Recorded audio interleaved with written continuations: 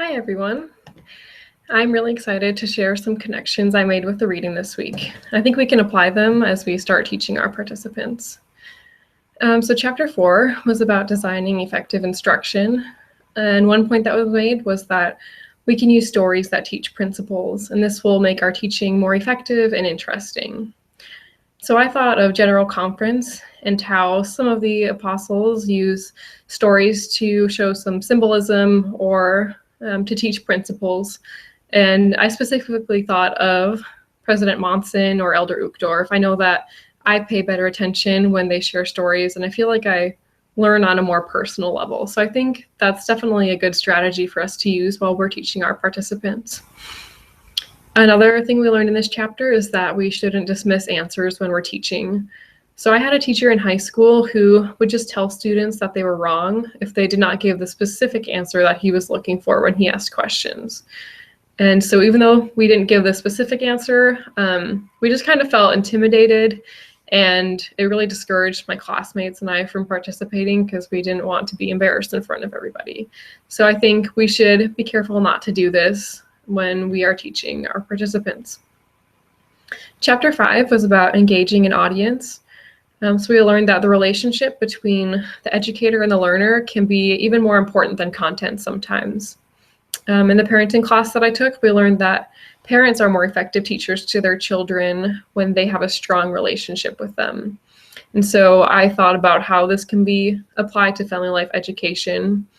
If we can kind of get to know our participants on a personal level and connect with them and make them feel comfortable, I think we will be able to teach them more effectively.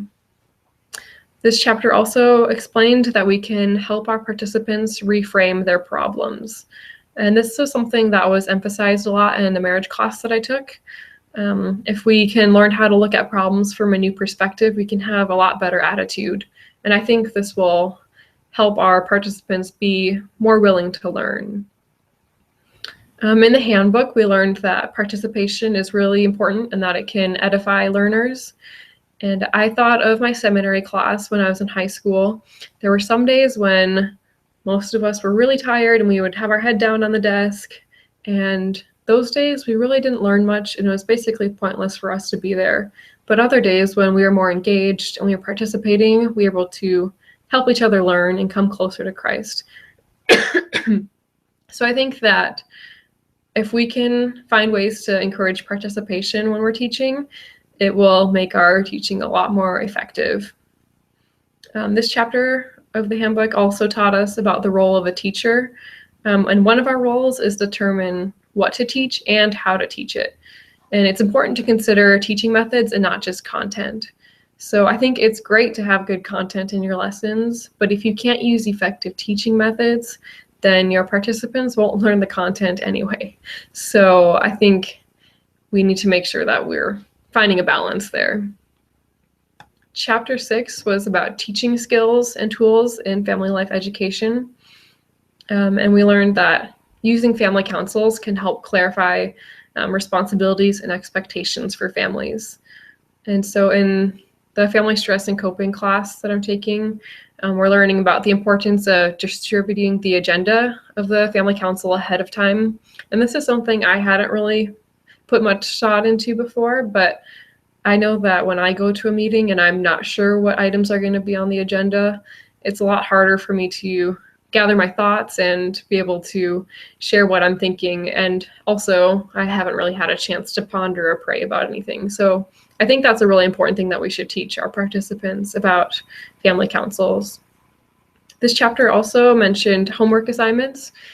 And I know that sometimes I feel hesitant to give homework assignments to my participants because I don't want them to feel like that's another burden for them. But I think it's a great way for participants to practice their skills. And I think it's the only real way for them to actually make changes in their life. And so if we follow up with those things, then I think that'll be really helpful in helping them develop positive habits. And chapter 7 was about working with diverse audiences. And so we learned that we should be aware of cultural differences, but we shouldn't make the mistake of assuming that all people of one culture are the same. And so I think this was a really good point because we don't want to offend anybody, but however, we also want to make sure that we are aware of some differences. Another thing we learned is that competition is a common teaching tool, but we need to consider how it might make our participants feel. In high school, I was in a Spanish class and we were reviewing for a test by having a quiz bowl, and it was supposed to help us feel more prepared for the test, but what it did for me was make me feel more anxious, and I just felt uncomfortable, and the review was not helpful for me. So I think that we need to consider our individual participants because they're all going to be different. And if we think that will be a helpful tool for them, then that's great. But if not, we should look for another way to teach.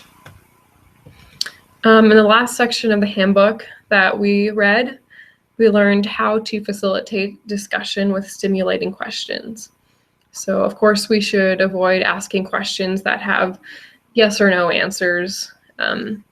We need to give our students time to think also. I was glad that the handbook brought up this point because I have seen how important that is. I used to teach Sunday school, and when I first started teaching, I was really nervous, and anytime I asked a question, if no one responded within probably 10 or 15 seconds, maybe even less, I would just answer the question myself because I just felt like they were all staring at me and I didn't think they were really thinking about it. But then as time went on, I learned that if I gave them some more time, then they really would think and come up with good answers. So I think that if we give our students time to think, we are providing them with an opportunity to learn for themselves.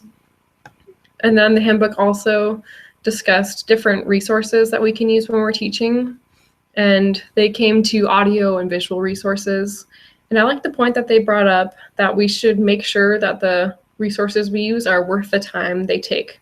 So I've had teachers in church who showed videos in Sunday school, and they would take a long time to set everything up, and then by the time they showed the video or audio clip, whatever it was, it just kind of brought us away from the lesson, and it wasn't really a valuable learning experience for us. It just was kind of a waste of time. So I think we want to make sure we don't end up doing that, and I think we can do this by preparing to make sure that we know how to use the technology and make sure everything runs smoothly.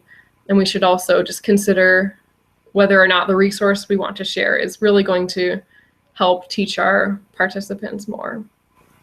So that is all I have to share. Thank you for listening, and I'm anxious to see what feedback you have for me.